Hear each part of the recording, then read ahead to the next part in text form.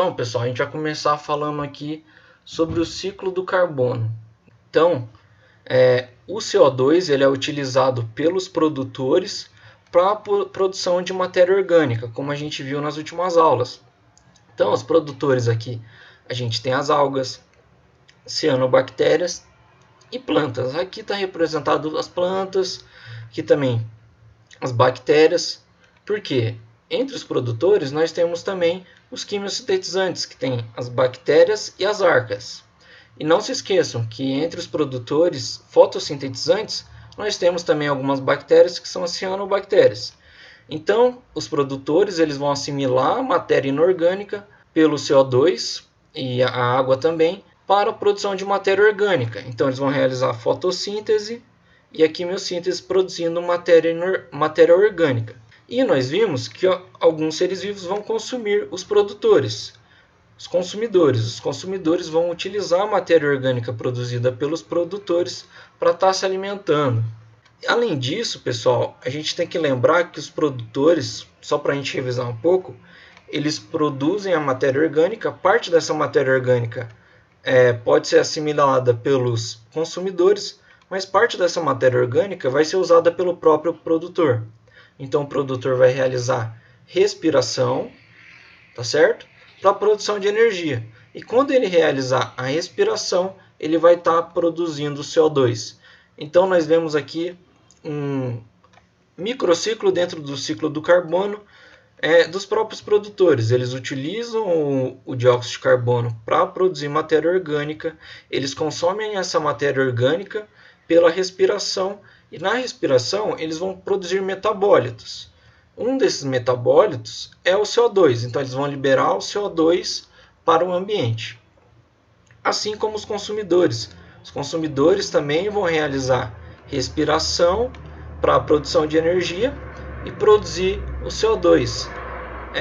A gente, por exemplo, através da respiração, a gente libera esse CO2.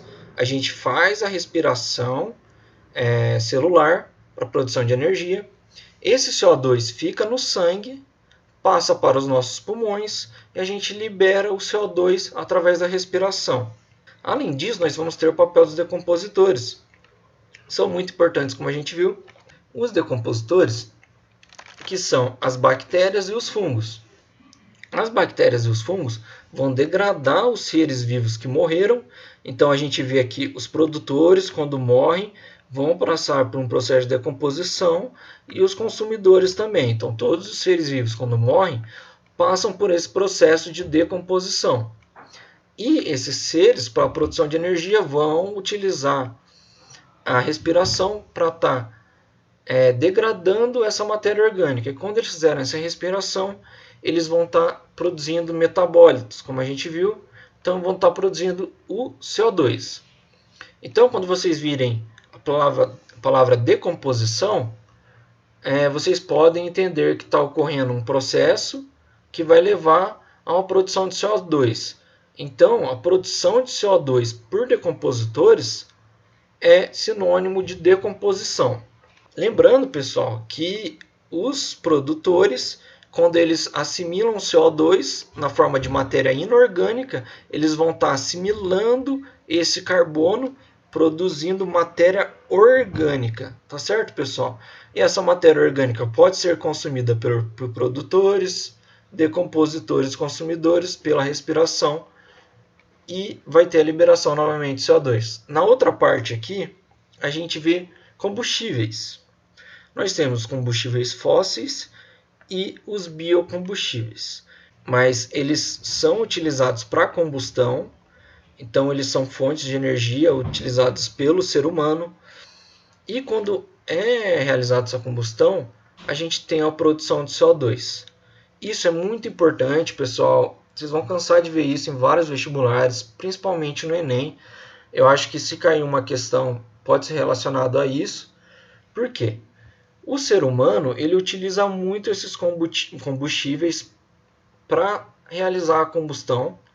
E isso vai liberar uma grande quantidade de CO2 no ambiente, na atmosfera. Então, a gente vai ter uma grande liberação de CO2 no ar.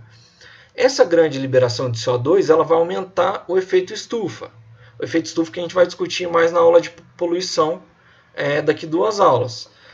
E com a liberação de CO2 que causa o efeito estufa, nós temos um aumento do aquecimento global. Então nós temos o aquecimento da temperatura, tá certo, pessoal? Falando mais aqui dos biocombustíveis, combustíveis fósseis, a gente precisa entender mais ou menos o que são cada um desses combustíveis. Nós temos combustíveis fósseis, que são combustíveis que levam um tempo muito grande para serem formados. E foram formados por seres que existiram há milhões de anos. Já os biocombustíveis são obtidos por seres, através de seres, que estão presentes atualmente. Entre os combustíveis fósseis, nós temos o carvão mineral e o petróleo. Beleza, pessoal?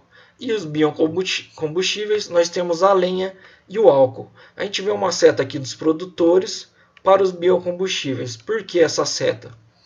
Porque as plantas, a gente vê aqui a lenha, né, são utilizadas como biocombustíveis. Então, as plantas, a biomassa das plantas é utilizada para a gente realizar a combustão e está utilizando essa energia nesse processo. E a gente tem aqui também o álcool. O álcool, pessoal, que vai ser produzido como? O álcool é produzido por um processo de fermentação do açúcar. Então a gente pega o açúcar da planta, por exemplo, da cana de açúcar, pegou lá a cana de açúcar, vai pegar esse açúcar, vai realizar uma fermentação e vai estar produzindo álcool. O álcool, que a gente sabe que é utilizado como uma fonte de energia aqui na combustão.